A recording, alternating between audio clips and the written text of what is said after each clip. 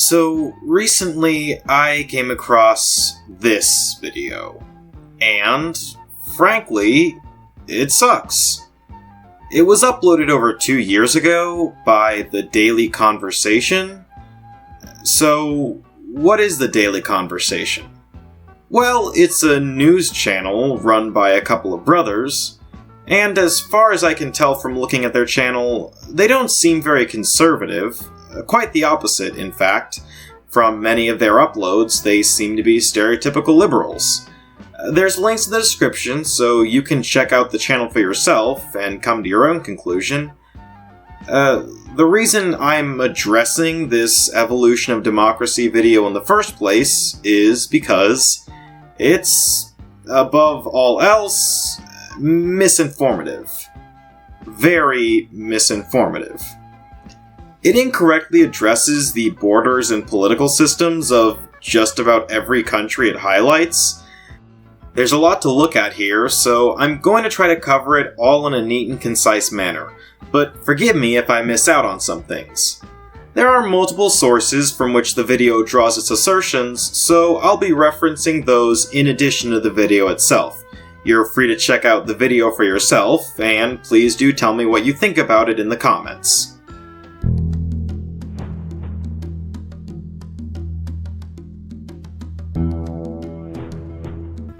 Before we even get into the meat of the video, I just want to point out how the map uses modern borders. I understand this is probably done to make things easier to edit, but that just makes it come off as lazy, in addition to feeding into the misinformation I mentioned before. I mean, just look at it.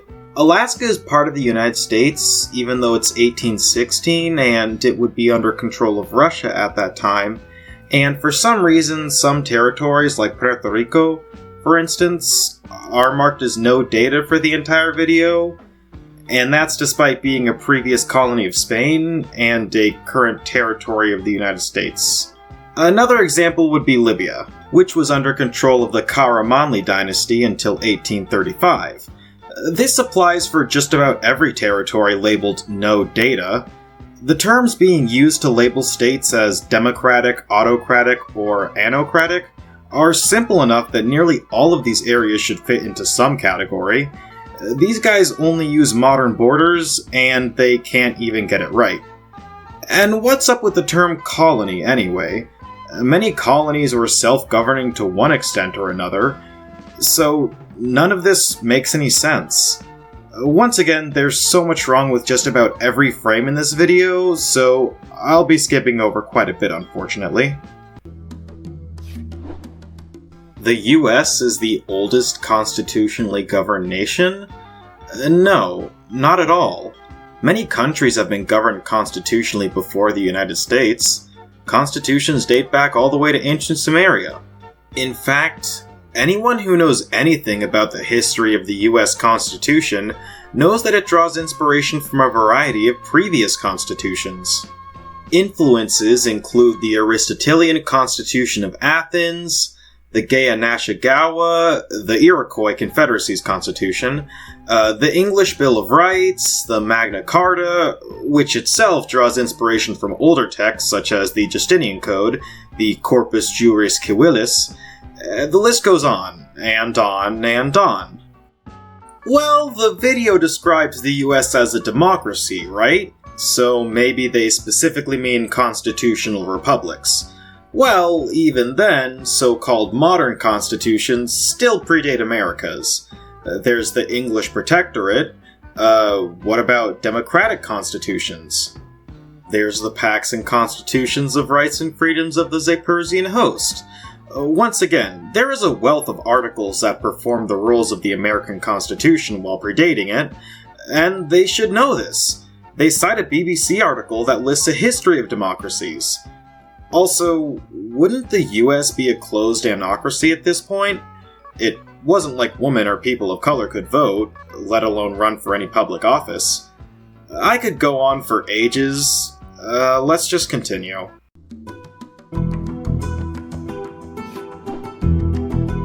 Okay, so you acknowledge that Argentina was a colony of Spain, and that they declared independence, and yet you just label it as no data.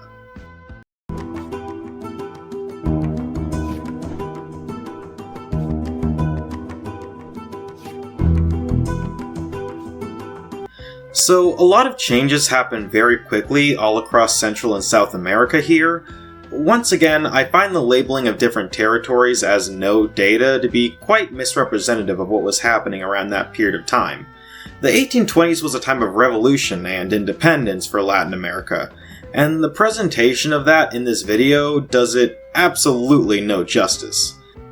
This is where it starts to become obvious that this video isn't so much a demonstration about the actual evolution of democracy in the 19th and 20th centuries, but rather propaganda that makes it seem like the United States is the first and best when it comes to the adoption of a democratic system of governance.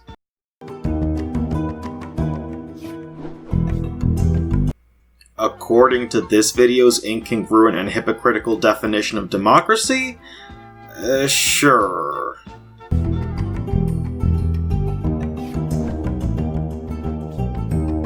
Why does the self-reference of Whigs as liberals qualify a change in scale?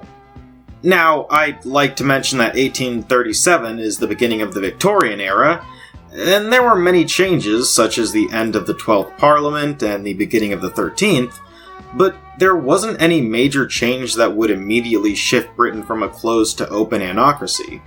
Once again, even by its own rules, this video makes no sense.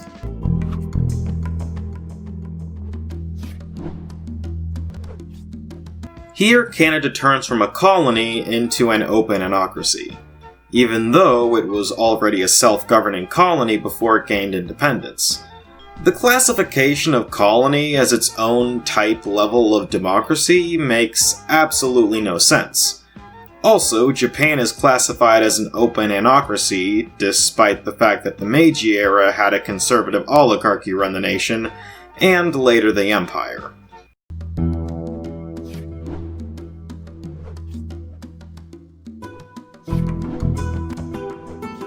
So, the Ottoman Empire, I guess just Turkey, is marked as autocratic. Even though they had a parliament and the populace could vote for delegates that would then choose the members of parliament, shouldn't this be considered an anocracy then?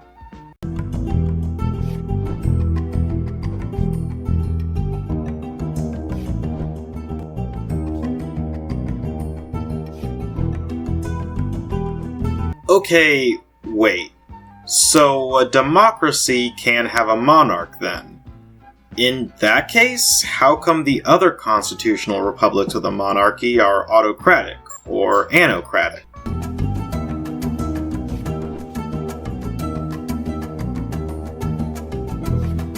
So now you consider Turkey to be anocratic under the Constitution of 1876, even though earlier it was autocratic.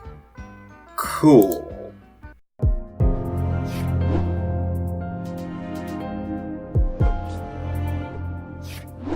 So, I don't really agree with Marxist-Leninist governments being called communist, but that's pretty much a topic for another video.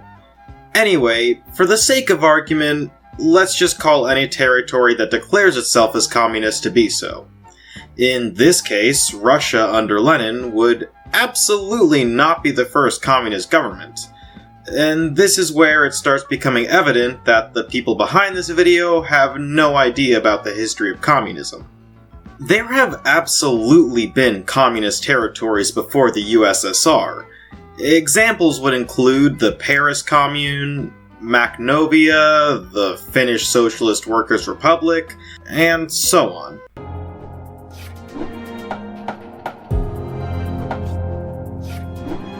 Not that their right to vote changed America's classification as a democracy in the first place.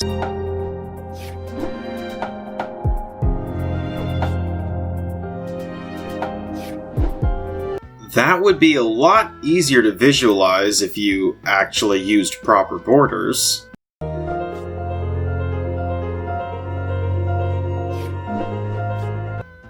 Wait, so are they including the General Planost? I mean, I assume they are, but they don't explicitly say.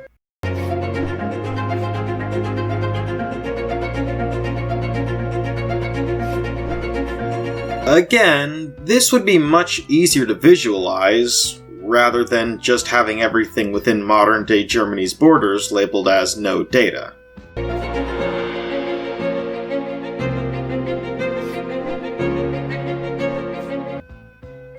Okay, so then why is it still classified as an autocracy?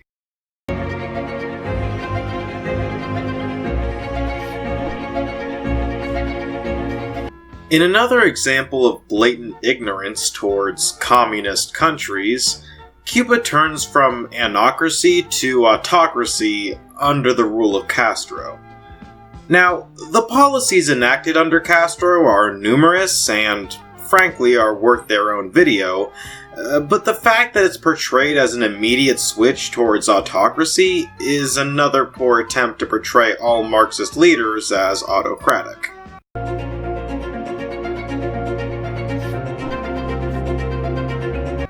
Alright, so here's the point that actually pissed me off enough to create this video.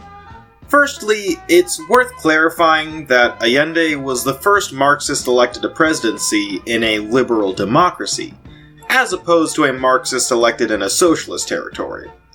So, like Castro, the election of Allende apparently means Chile becomes an autocratic nation. Now, for Castro, I can understand why Cuba could be classified as autocratic under certain periods of his reign. But Allende? Allende did nothing during his time in office to cement his power or prevent other people from being elected to public office.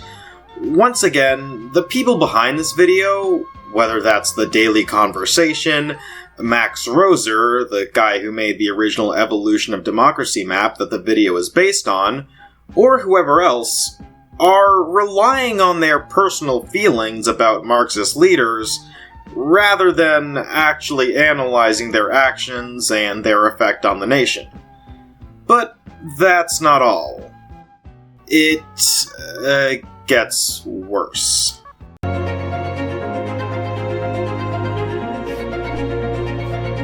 In 1987, during the dictatorship of Pinochet, Chile seemingly becomes a democracy out of nowhere. Why? I don't know. There weren't any major political events that year that would shift the nation towards democracy. Apparently, when one of the worst, most horrifying dictators of all time rules for long enough, we can just call it democracy at some point. Dude, fuck this video.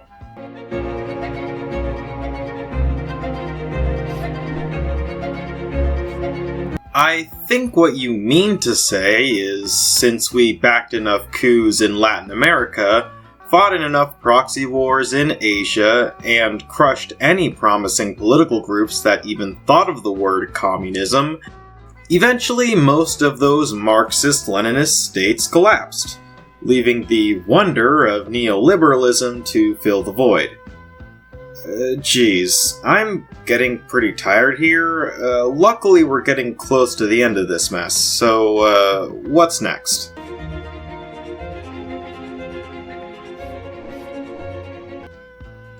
US-led forces invade Afghanistan and Iraq, installing democratic systems of governance by force.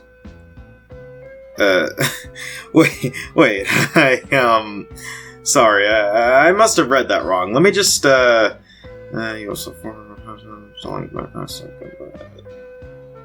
by force. Oh!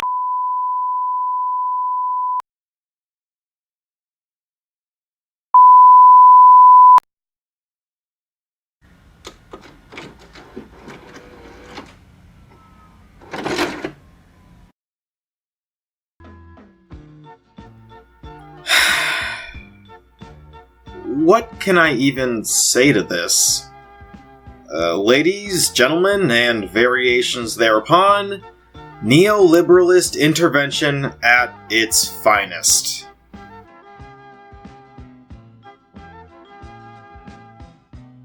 Well, that's the video. I'd like to give a quick thanks to Zaire on Discord for helping me out while I wrote the script for this video. I really appreciate it. There's so much more I could address, but like I said, a frame-by-frame analysis would be tedious, and I don't think it would be very entertaining. I hope this video helped to debunk some of the garbage claims of the evolution of world democracy. If this was informative or entertaining or what have you, please tell me so in the comments. If it wasn't, if there's anything I missed, or maybe this video just plain sucks, leave some feedback. I'd really appreciate it. This is my first video of this kind, although I've always really been into leftist YouTube channels, BreadTube and all that, and I really want to create videos of my own to help educate, inform, and entertain people. So hopefully this is the start of something. I'd really appreciate if you subscribed and stuck around to see what I have in store for the future. More debunking videos, yeah, but I also make a lot of memes. Like the video if you liked it, dislike it if you didn't. All of that being said, I'm Hesitant Succubus, and I'm a head out. Oh yeah, and thanks to Namapo for not doing anything.